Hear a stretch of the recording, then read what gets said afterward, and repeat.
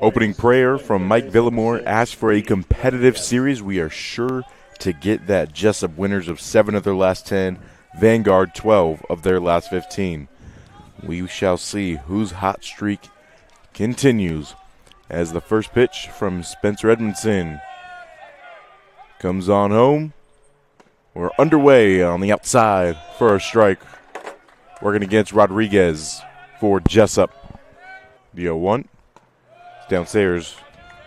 We'll go even here as we meet the Vanguard defense, brought to you by Farmers and Merchants Bank. Angel Perez is catching. Tristan Gallegos at first. Maz at second. Buxton at short. And the hot corner has been the top of conversation for the Lions as Edmondson leaves that one high. Doesn't finish it off 2-1. It's going to be Brian Paymard getting another start at third for your Lions as they continue to have a revolving door defensively. Working out that infield. Left to right is going to be Shiggy, Davis, and Slikart as Rodriguez just throws his hands out, and Brian Paymard's going to get his first action as he makes a snag for the first out. That'll bring up Antone, Cody Antone for Jessup. He'll be followed by Otis, Pass, Zuby. Third base was a disaster, to put it lightly, for Vanguard, and as it has been, obviously with Miles being injured and then Evan Avitia getting injured early in the season. Things are getting shaken around, but this ball's fouled back. Slykart's back to his original home in right field instead of having to play at third because, I mean, it was a rough going for him the last time we saw him against Biola. Yeah, it's been a major issue. The air is just figuring out what it's been. It's part of the reason why they're one of the worst defensive teams in the Pac West. Paymard is looking pretty good so far as he raced in to get that bunt and rifles over to Gallegos for the second out of this first inning. A good sign here early for Vanguard. Yeah, 2 plays over at third base, and that he has just third base is a bit of an iffy spot, and we kind of thought that going into this year. Yeah, Slikart committed 3 errors, and that was the final straw for him home. And then, as you mentioned, when Vanguard went on the road, they put him back in left field. They had him in right field as well. And then Brian Paymard has really started to settle down. We even saw Jared Mazzaferro, who's a second baseman by trade. He played over at third, and as we talked about in the last series, last time he played third base was when he was at UW, University of Washington, and it was for 1 inning. He played the top of the ninth of a random game against Cal where, again, it was just UW was in a very similar situation where they were just dealing with some injuries, and so Maz held it down, and now he's got a couple more games to add to his ledger at the 5 spot defensively. On the ground, Fred Buxton backhanded grab. He's got it in tow, and the throw to Gallegos is in time as we go 3 up, 3 down here in the top of the first. Good sign for Spencer Edmondson and company. One of 6 lefty arms for this Jessup side will get the nod. To start this one, it's going to be number 22, Tyler Lamperty. Lamperty standing 6'1" out of Truckee, California. One of the JUCO transfers for this staff. Clipped into the glove of the catcher Pass. Let's go and meet the rest of the Jessup defense. Hazel, Levine, Grant, and Rodriguez are working right to left on the infield, and then left to right in the outfield is going to be Andrews, Otis, and Antone. Antone having some big shoes to fill, replacing Trey Furry, the GSAC Player of the Year last year for Jessup. That ball's pushed over to Levine at second. Took a weird hop, but handled beautifully by Levine. Slikart batting second and third. Gallegos and Madol, they've continued to flip-flop throughout between 4 and 5 spot. Today they're going to go and let Gallegos be the cleanup man, and then Madol's going to slide into the 5 spot. He'll be followed by Maz, Bipe, Brian Paymard. Then 8 and 9 are going to be Shiggy and Perez. Pass tried to snatch it back into the zone, but a no-go there, 1-1. Lamperty, a 5.31 ERA, making it. The Biola series kind of got him in trouble. He went back to his old ways where he was starting to take bigger hacks, struck out a little bit more. He's still top 8 in the conference in strikeouts. Yeah, it just seemed Biola had his number. Enter another page of the Truckee battle as both starting pitchers are from that town here in California. Spencer Edmondson, 3.56 ERA, 3-3 record overall, making his 10th start of the season as he goes with a big looping curveball there. Biola, he only had the fastball going for strikes. And goes gas there and right down the heart. Taking advantage there for Jessup is Pass, the catcher. 23 strikeouts to 27 walks, not a ratio that we're accustomed to from Spencer Edmondson after a hot start to the season last year. Then he ran into that blister injury on his finger, couldn't really finish off many of his pitches, and it was a struggle bus for him to end the season. This ball is turned on and is going to be just foul. Talbot, the loss, wasn't really his fault, though. I mean, 7 runs, only 2 of them earned. But, yeah, it was that top of the 6th that really just ballooned on Vanguard, and there were 5 runs given up in the top of the 6th inning. Give Biola the lead at the time. The Vanguard quickly responded in the bottom of the 7th with 2 runs of their own. But then from there, it was all Biola, as Edmondson just plunked a batter. And for him, that is the 8th man that he has hit this season. This ball's lifted to center field. Jackson Davis has a good read. Probably not going to be a tag, as Davis gets a chance to just show off his arm. Letting them know. Just reaching his hands out there and putting it in front of Slikard in right field, as Slikard shows off his arm now. So all the Jessup players are now officially on notice. Do not run on Davis or Slikard, but as it stands, it's still 1 out, bases juiced. The curveball slider would have looked better than an outside fastball. Really good piece of hitting there by Grant, just flicking the wrists and putting it in right field, as there's the pitch that you wanted a moment ago with the slider away. 1-0. Just kind of a rollover or something. Ball's hit well to left center field, and the first run comes across for the Jessup Warriors. Another man gets the green light, and that will be the 2-0, as Gallegos lost it from glove to hand, and that will allow Hazel to get into second base safely. Zuby, the storyline has really developed throughout the course of the season for Vanguard, is giving up multiple runs early in these ball games. First 2 innings, not their best friend. Edmondson, by the way, with that 1K that he picked up, is now 8 strikeouts away from his 100th career with the Lions. Purdy. High chopper here to third. Good scoop. Once more, pump fake, and he is in time. Despite the pump fake, Rodriguez there got caught on the transfer from glove to hand, but still made the throw. Yeah, definitely had enough time. Just at 161, and the elbow's been a topic of conversation for him. When you look at how he was plunked once again, it was very swollen. He actually showed us before the game during bat testing this morning. His elbow's still very swollen, and a lot less than it was over at Biola, because he was hit here at home on the Friday game. Saturday they went over there.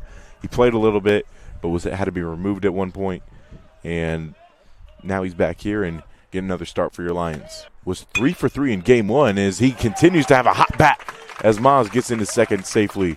Cedarville to Concordia series, it looked really good as Maz and Shiggy are on the move, but he's going to be hosed out in time to end the inning. And that's something that Trey Furry, one of the GAs for Jessup, talked to us about, was that Paz has a hose on him, and Vanguard just found out the hard way. Had a runner in scoring position, but could not strike back. 2-0, Jessup still has a lead after 2.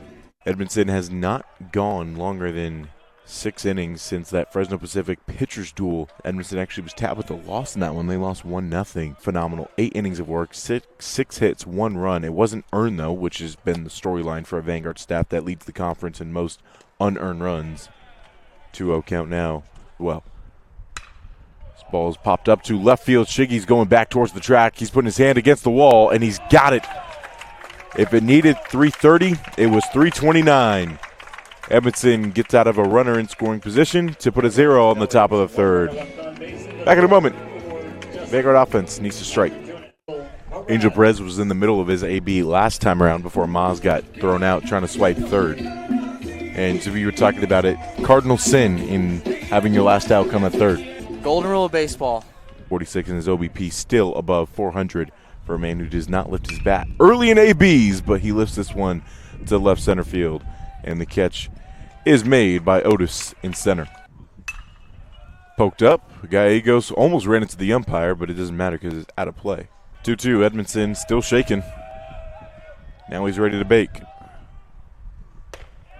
Heart of the zone, Andrews will return to the dugout questioning why he did not swing at that one.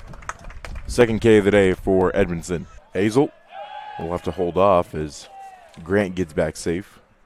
And a storyline that we haven't really talked about yet, Zuby, is the stolen bases for Jessup. Jessup is the most aggressive team on the base path so far this season. They're first in the conference. 67 is the most. They're 67 for 86.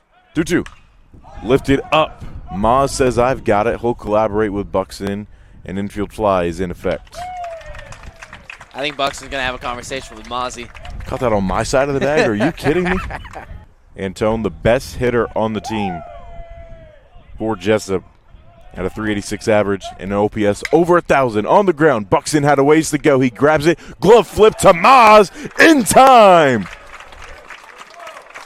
Fred Buxton showing off the speed and the hands to leave the bases loaded and get Edmonton out of a jam. We'll go to the bottom of the fourth with the Lions still down by 2.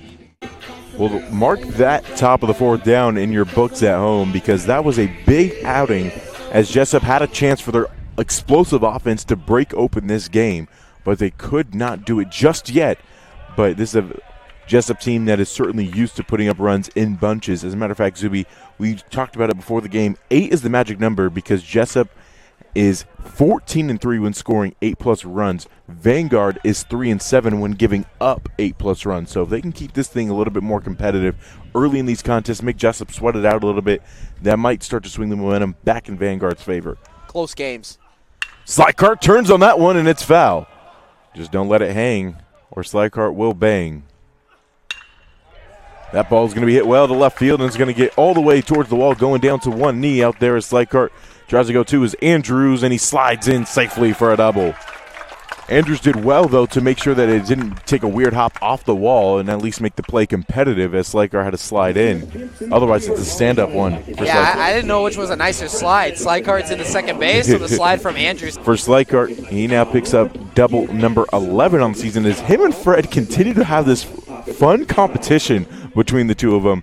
Remember, Buxton would hit a home run, Slycart would rebuttal right back, and they kept alternating the home run lead on the team. They're both tied now at 7. Then the same thing was happening with the doubles as Slycart now regains the lead in the clubhouse with his 11th double, beating out Fred's 10th. Hawaii Pacific. As Gallegos has that one on the ground a second, and it's going to be muffed. Slycart gets the stop sign put on as Fuchs was trying to get a read on where that ball was going, elected to play it safe and put runners on the corners with nobody out. I mean, you have to. The 3 mark. As it's a little jammer there, chance at 2. They get the lead, and there's not going to be anyone covering the bag. A little case of the New York Yankees there as Lamperty was late covering. Slycart comes home. 2-1 ball game now. And out there, too. As Madole, I can't even really say he slid back into the bag right there. That was more of like a when you're tired at like 2 a.m. and you just fall into your bed. Just that. Yeah. Third out is recorded, but not before the Lions start to claw their way back in. RBI tabbed on Noah Madole's ledger. Officially, we are through 4. 2-1 ball game. This goes around here to lead off the top of the 5th. Edmonton still on the hill for your Lions. And this is where they ran into some trouble in one of the games against Biola. They gave up 5 runs in an inning in each of their losses at home. Another 1-1. Hit well to left field, but the wind is going to carry that all the way to the wall. And what a fantastic catch by Tyler Shigenaka in left field. He reached all the way up, using every inch of his 5'10" frame to rob the home run. Almost broke his back in the process of doing it. Holy cow, Zuby, what a terrific defensive play from Tyler Shigenaka. He was running backwards on that, able to jump up and perfectly snag that ball. Unbelievable. Unbelievable. I thought it hit the net and it was a home run, but all of a sudden, Shiggy's laying on the ground, sticks his hand up and said, I got it. Maybe get a massage or something, because his back is probably screaming right now. I mean, that looked like a chalk outline, on the ground, and then you tilt it up. His body was contorted every which way as the yellow pole that straddles the top of the fence just wrapped itself on his spine. Wow. This ball goes foul. I'm sure Shiggy's hoping for some more action now to keep his adrenaline going, because he will certainly be feeling it as soon as get back in the batter's box, takes one swing, and all of a sudden the back is just broken. Doesn't exist. You got a 2-2. 3-2 now as he misses high. 9 stolen bases on the season. Out of play for Perez. I think I thought it was going to be our first test of this tarp right here, because we know how it held up against the rain. It didn't, but I wouldn't test it over by your side. You have tape and everything. Yeah, there's some duct tape up here, some zip ties as well, so if that ball came crashing through, you would have a front row seat to the House of Pain.